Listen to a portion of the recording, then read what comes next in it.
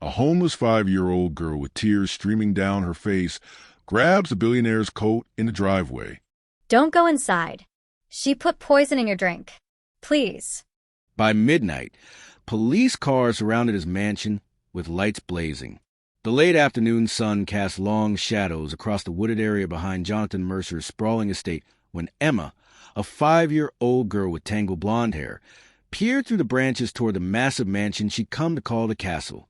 Her red coat, several sizes too big and fraying at the edges, hung loosely over a thin frame, the green shirt beneath it stained and worn. She pressed her small hands against the rough bark of an oak tree, her green eyes fixed intently on the study window, where she could see two figures moving inside. Victoria Mercer, with her perfectly styled golden hair catching the lamplight, stood beside a tall man Emma didn't recognize. The partially open window carried their voices across the lawn, and Emma's breath caught as she watched Victoria uncap a small glass vial. Before we dive into this incredible story of courage, betrayal, and redemption, make sure you're subscribed so you never miss these powerful, true-to-life tales. And if this story touches your heart, leave a comment below. I read every single one. Now, let's see how one child's bravery changed everything. Are you absolutely certain this will work? Victoria's voice trembled with nervous energy, though her hands remained steady as she tilted the vial over a crystal decanter filled with amber liquid. The man nodded, his expression cold and calculating. Digoxin is undetectable in aged whiskey. He'll think it's a heart attack. Natural causes. He paused, watching the liquid mix. Jonathan always has his evening scotch. Tonight will be his last. Emma's small body went rigid. She didn't understand all the words, but she understood death. She watched her mother grow weaker day by day, until 5 days ago when Mama had stopped breathing in their tent. Emma had covered her with the worn blanket and whispered prayers she half remembered from better times. The man leaned in and kissed Victoria, and Emma's stomach twisted. This wasn't right. The pretty lady with the yellow hair was married to the man who lived in the castle. Emma had watched them together through the windows during her long, lonely days. But now the pretty lady was with someone else, and they were planning to hurt her husband. Emma clutched her coat tighter around herself. "What do I do?" she whispered to the empty air, wishing desperately that her mother was there to tell her. Mama had always said, "Don't trust strangers, baby. Don't let them see you." But Mama had also taught her right from wrong. The memory of her mother's final, labored breaths filled Emma's mind. She knew what dying looked like. She couldn't let it happen to someone else, not when she could stop it. The rumble of an engine broke through her thoughts. Emma's heart hammered as a sleek black sedan glided up the circular driveway, its polished surface reflecting the golden evening light. This was the car she'd seen every evening at exactly 6:47 p.m. The castle man was home. "That's him," Emma whispered, her decision crystallizing with sudden clarity. Her bare feet, covered in scratches and dirt, dug into the soft earth as she gathered her courage. Without another thought, Emma burst from the woods, her red coat flying behind her like a cape. Tears of fear and desperate determination streamed down her cheeks as she ran across the perfectly manicured lawn. She'd never been this close to the mansion before, had always stayed hidden, watching from the safety of the trees. "Sir! Sir!" she cried, her voice high and panicked. Two security guards in dark uniforms immediately moved to intercept her. "Hey! Stop right there!" one shouted, his hand reaching for his radio. But Emma was small and fast. She ducked under the first guard's outstretched arm and sprinted toward the man stepping out of the black sedan.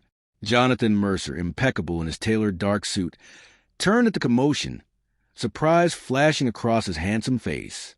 Emma reached him just as his driver moved to block her, her small hand clutching the expensive fabric of his coat with surprising strength. She looked up at him, tears blurring her vision, her chest heaving with exertion and terror. "Please, mister, don't go inside. The pretty lady put bad stuff in the bottle. She wants to hurt you." The words tumbled out in a desperate rush. Jonathan's driver, a stern-faced man named Thomas, gently tried to pry her fingers loose. "I'm sorry, Mr. Mercer. I'll have security remove her." "Wait." Jonathan raised his hand, his dark eyes studying the small girl before him. Something in her genuine terror made him pause, despite his security chief's protests. He knelt down on the pristine driveway, bringing himself to Emma's eye level. His expensive suit touched the pavement, but he didn't seem to notice. Up close, he could see the clear signs of neglect. The dirt beneath her fingernails, the hollow look in her cheeks, the coat that barely protected her from the evening chill. But it was her eyes that struck him most. Old eyes in a young face, eyes that had seen too much. "It's okay," he said gently, his voice deliberately calm. "What's your name?" "Emma," she managed between gasping breaths. "Emma, I'm Jonathan. Now tell me slowly, what did you see?" Emma swallowed hard, forcing herself to speak clearly. "The pretty lady with yellow hair, your wife, I think. She was in the room with all the books with a tall man. They put something from a tiny bottle into your big tall bottle of brown water. The man said, he said tonight would be your last drink." Fresh tears spilled down her cheeks. "They said it would look like your heart stopped. Please don't go inside. Please." Jonathan felt ice spread through his veins. "When did you see this? How do you know which room?" "Just now, like 10 minutes ago." Emma pointed toward the mansion's west wing with a trembling finger. "The room with the big desk and all the books on the walls. I've watched you drink from that bottle lots of times. You do it every night when you come home." The specificity of her knowledge sent a chill down Jonathan's spine.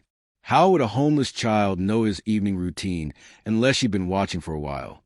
Before he could ask more, a familiar voice called from the mansion's entrance. "Jonathan? Darling, is everything all right?"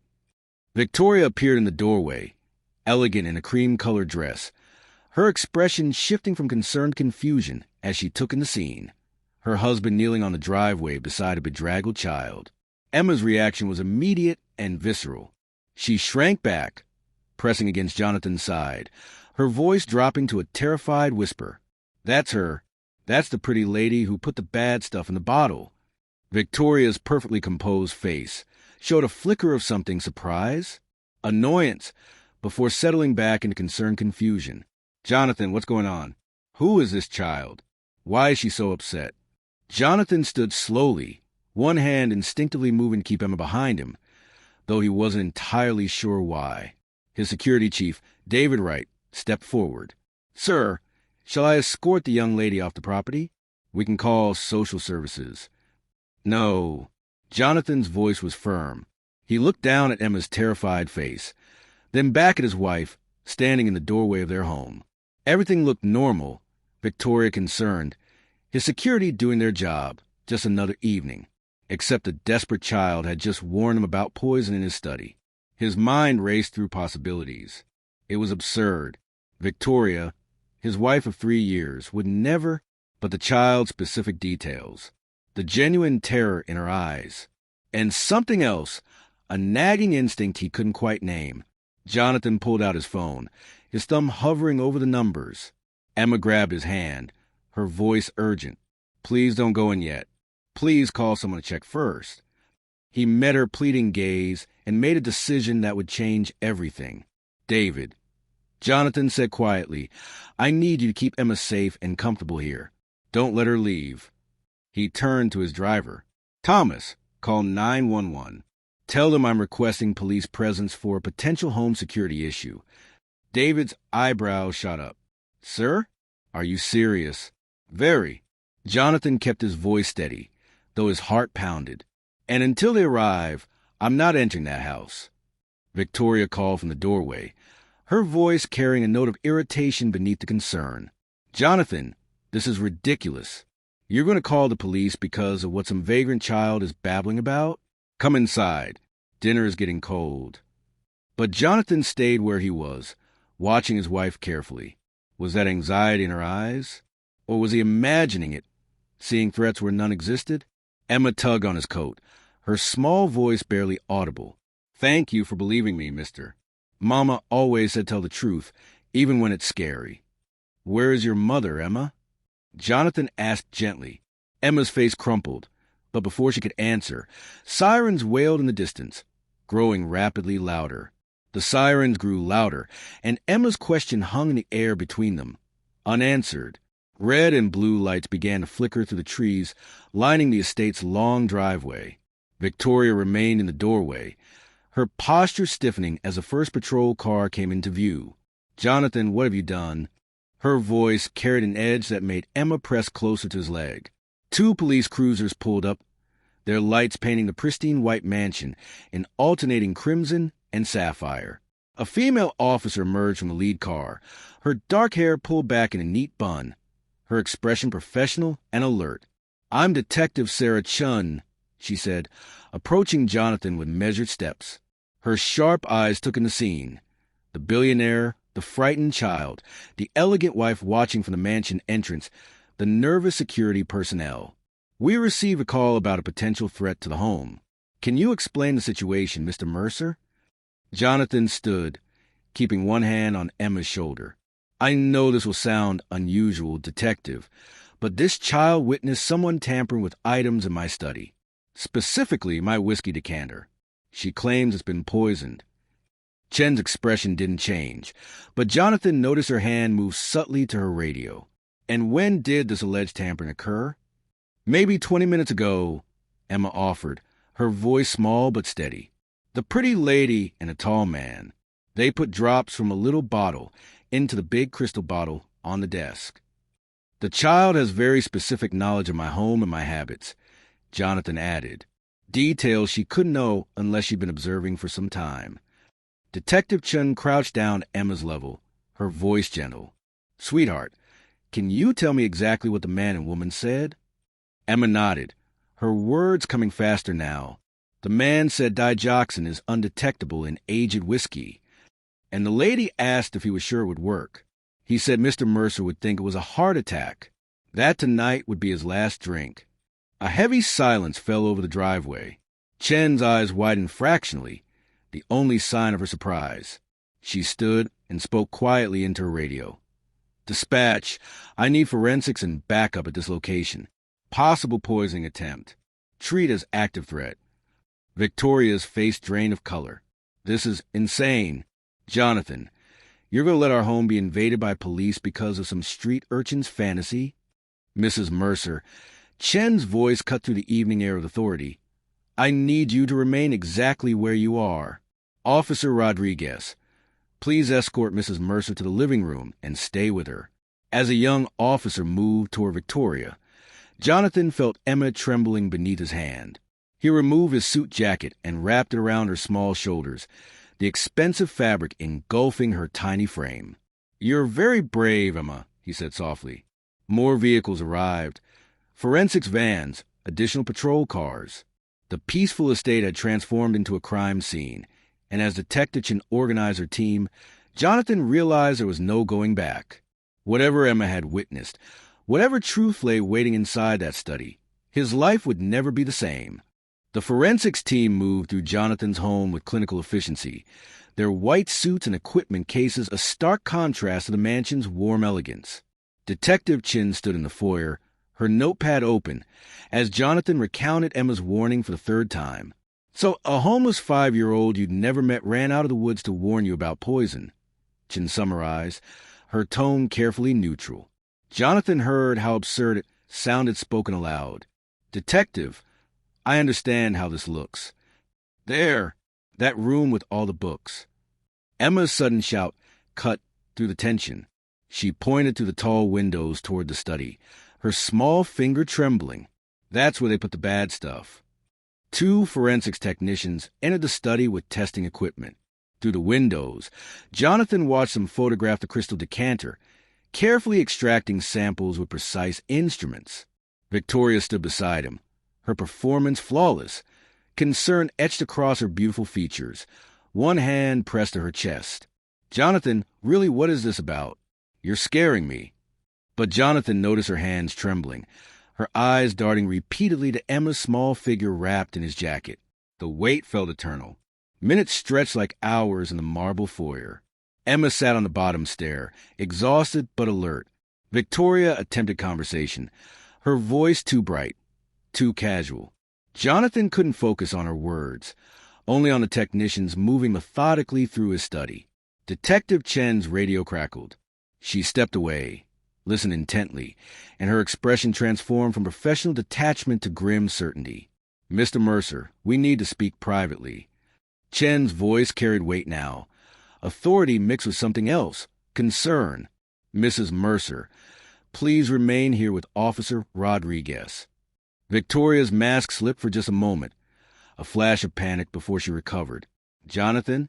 He followed Chen into the library, his heart hammering against his ribs. "The whiskey decanter in your study contains a lethal dose of digoxin," Chen said without preamble. "Enough to cause a fatal heart attack within hours. Mr. Mercer, this child saved your life." The room tilted. Jonathan gripped the back of a leather chair, his legs suddenly unreliable. Everything he believed about his life, his safety, his marriage, all of it crumbling like sand. "We need to secure the premises immediately. This is now a crime scene." Chen's voice seemed to come from far away. "Can you tell me who has access to your home?" The mansion transformed into a command center. Police personnel moved through hallways Jonathan had walked alone for years, their radios crackling with coded messages. Evidence markers dotted his study like accusatory flags. Victoria sat rigidly in the leather chair across from Detective Chun, her earlier composure fracturing at the edges. Jonathan stood in the adjacent library, watching through the one-way glass Chun had hastily arranged. His wife's profile looked unfamiliar in the harsh light. "Let's go through your day, Mrs. Mercer." She began, her notepad open. "When did Marcus Thornton visit?" "Around 3. Victoria's voice was steady, but her fingers twisted her wedding ring. "He dropped off some documents for Jonathan. And between 3 and 6 p.m., I was preparing dinner, reading in my room." The pause was barely perceptible, but Jonathan caught it. Chen's pen moved across the page. "Which room?" The upstairs sitting room." "No, wait, I was in the sunroom first, then—" In the kitchen, Officer Rodriguez slid a plate of sandwiches across the marble island toward Emma. The child fell upon them with desperate hunger, her small hands shaking as she ate. "When did you last eat, sweetheart?" Rodriguez asked gently. Emma swallowed hard. "Yesterday morning. Maybe the day before." "Where do you live?" Emma pointed through the window toward the dark tree line. "In the tent, behind the big house." "And your mother?" The question hung in the air. Emma's chewing slowed. "Working. She's always working." Back in the study, Chen's voice sharpened. "Mrs. Mercer, we found poison in your husband's whiskey. Do you know anything about that?" Victoria's face drained to porcelain white. "What? No, that's impossible." She turned toward the glass, as if she could see through it. "Jonathan, you can't think We have security footage being reviewed now." Chung continued calmly. "We'll see everyone who entered this room today. I want a lawyer." Victoria's voice cracked like thin ice. "I'm not saying anything else without a lawyer." Jonathan stared at this woman, his wife of 3 years, the person who'd shared his bed, his life, his future.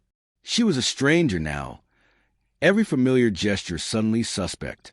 The library door opened.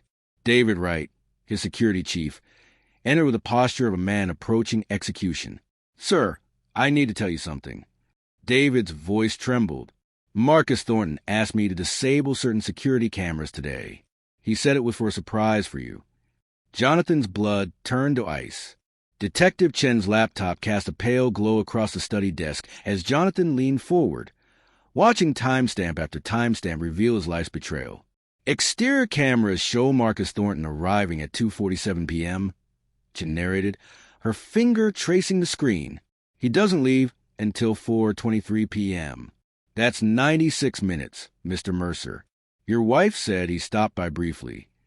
Jonathan's throat constricted. On screen, Marcus's silver Mercedes disappeared down the driveway. Traffic cameras tracked him straight to the airport.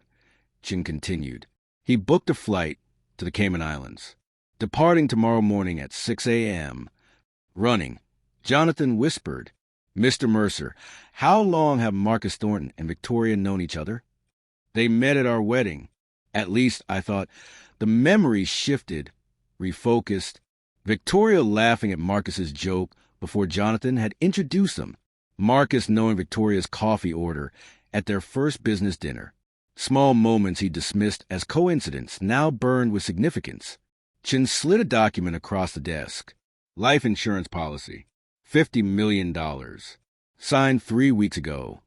Jonathan stared at his own signature. Perfect, yet wrong. I don't remember signing this. That's because you didn't. Handwriting analysis will confirm forgery. Chin pulled up another file. We found more. Forged corporate documents giving Marcus majority voting rights in Mercer Technologies. Your attorney confirms he'd been asking about succession protocols. The mansion, his empire, had been invaded from within, hollowed out by people he trusted. A commotion in the foyer drew their attention. A woman in a practical blazer hurried past, identification badge swinging. Karen Mills, Child Protective Services. Through the study's open door, Jonathan heard fragments of conversation. Mills on her phone, her voice growing strained. Yes, the diner on 5th Street. Sarah Walsh. A pause. Then Mills's face crumpled. She died? When? Another pause. Last week. Pneumonia. Mills's hand covered her mouth. You thought the daughter won a family? Jonathan moved to the doorway. In the kitchen, Emma sat hunched over her empty plate, tears streaming silently down her small face. Mama got sick. Emma's voice was barely audible. She got really cold and couldn't wake up. I tried to make her warm, but she wouldn't wake up. Officers were already moving toward the woods, flashlights cutting through darkness. 20 minutes later, Chin received the radio confirmation, her eyes meeting Jonathan's with profound sadness. They'd found Sarah Walsh's body in a tent behind the estate, found Emma's drawings scattered around her mother, found a 5-year-old's desperate attempts to survive, empty food containers, a blanket tucked carefully around her mother's still form. Jonathan watched Emma through the kitchen window. This child had been orphaned, starving, and alone, yet she found the courage to save a stranger's life. His heart shattered completely. Detective Chin returned to the study with a manila folder, her expression grave. She placed it on the desk between them, opening it to reveal a driver's license photo. Victoria's birth name, Chin said quietly. Victoria Blackwell. The name hit Jonathan like a physical blow. His vision narrowed, the room suddenly airless. Does the name Charles Blackwell mean anything to you? Charles Blackwell. Jonathan's voice came from somewhere distant. The securities fraud case. I testified 7 years ago. The courtroom materialized in his memory. Darkwood paneling, the weight of oath, his voice steady as he detailed the financial irregularities he'd discovered. Charles Blackwell's face draining of color as the verdict was read. 15 years. And behind Blackwell, a woman with graying hair and fierce eyes. Beside her, a young woman, 19, maybe 20, sobbing into her hands. Victoria. Your wife is Charles Blackwell's daughter. Chin confirmed. Your marriage, your entire relationship, it was all part of a revenge plot. The pieces cascaded into place with sickening clarity. The charity gala where they'd met. Victoria in a red dress, laughing at his jokes with perfect timing. The whirlwind romance. Her breathless announcement of pregnancy 2 months later. Her insistence they marry quickly. Before I start showing, she'd said, touching her flat stomach. Medical records show she was never pregnant. Chin continued gently. Birth control throughout your marriage. Jonathan lurched to the waist bin, bile rising in his throat. Everything was a lie. Every moment, every word. Mr. Mercer, you were targeted by sophisticated criminals. This isn't your fault. But it felt like fault, like blindness, like willful stupidity. Chen's phone buzzed. They've apprehended Marcus Thornton at the airport. 40 minutes later, Jonathan watched through a glass as Marcus sat in the interrogation room, his usual charm replaced with cold defiance. The affair with Victoria started 2 years ago, Chin stated, reviewing her notes. Helen Blackwell recruited you personally. Jonathan Mercer built his empire on the backs of people like Charles Blackwell.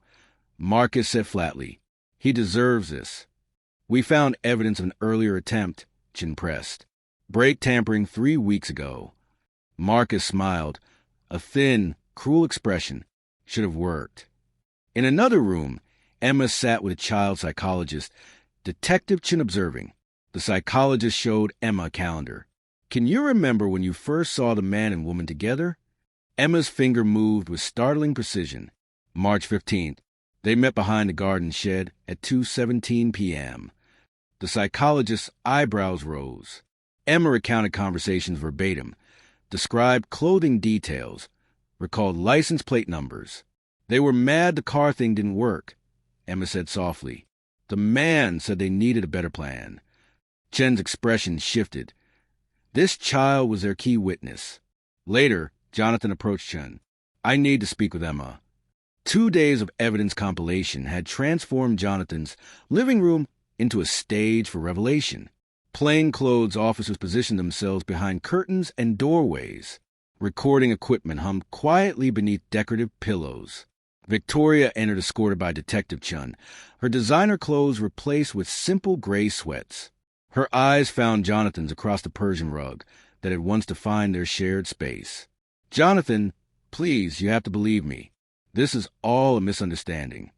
He sat motionless in the wing-back chair that used to be his favorite. Now it felt like furniture in a stranger's home. Let's review the evidence. His voice sounded hollow, practiced. He laid out documents like cards in a fatal hand. Digoxin in the whiskey decanter. Security footage showing Marcus here for 96 minutes. Phone records. 347 calls between you and Marcus in 6 months. Forged insurance policy. $50 million. Victoria's composure fractured with each revelation. No, you don't understand, Jonathan. I can explain. I know about your father, Victoria. I know who you really are. The facade shattered. Tears streamed down her face, her voice breaking into fragments. You destroyed my family. My father wasn't a criminal. He made one mistake, and your testimony made sure he lost everything. The raw pain in her voice was undeniably genuine. My mother hasn't smiled in 7 years. We lost our home, our life, our dignity. Do you know what it's like to watch your father break in prison? Jonathan felt the weight of consequences he'd never fully considered. The ripples of truth spreading far beyond the courtroom. I told the truth in court, he said quietly. Nothing more. Your truth destroyed us. Victoria's scream echoed off marble floors. So yes, we planned this. Mother found Marcus, arranged for me to meet you, coached me through every step, every smile, every touch, every I love you, all calculated. She collapsed forward, sobbing. And maybe at first it was just a job, get close to you, make you trust me, make you love me. But then, the silence stretched, terrible and complete. But then I actually fell in love with you, and I hated myself for it. I hated that I couldn't go through with it as easily as we planned.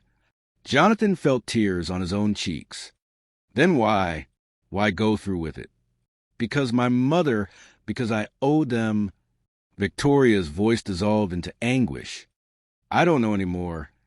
Detective Chin stepped forward. Officers emerged from their positions. Victoria Mercer, you're under arrest. As they led her away, Victoria turned back, her face destroyed by grief. I'm sorry. God, Jonathan, I'm so sorry. Helen Blackwell's arrest came quietly. No dramatics, no resistance. When Jonathan entered the police station interrogation room, she sat waiting with the calm of someone who'd already won something more valuable than freedom. You took my husband, my life, my daughter's future, she said evenly, her eyes holding no regret. I took nothing from you that you didn't take from us first. Jonathan sat across from her, Detective Chin a silent presence in the corner. Your husband committed fraud. He stole from investors, ruined families financially. And your father built his empire, how? Ethically. Helen's smile was bitter, knowing. You know the truth, Mr. Mercer. Your father destroyed competitors with bribery, manipulation, and worse. Charles was just convenient. The word struck deep. Jonathan thought of whispered conversations he'd overheard as a child, business deals that happened in shadows, rivals who mysteriously withdrew from contracts, rumors he'd chosen to ignore, inherited wealth he'd never questioned.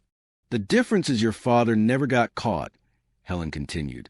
Charles made one mistake and lost everything. You got to inherit an empire built on others' suffering. Jonathan had no defense. The moral complexity he'd spent years avoiding now sat across from him in a modest cardigan and tired eyes. I don't regret what I did. My only regret is that Victoria was the one who had to pay the price.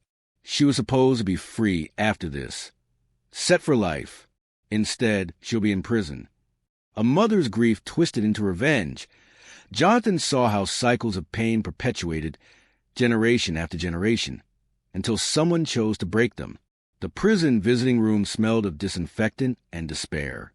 Charles Blackwell entered slowly, age far beyond his 53 years. His hands trembled as he sat. "I didn't come to apologize for telling the truth," Jonathan said carefully, "but I want to acknowledge the human cost.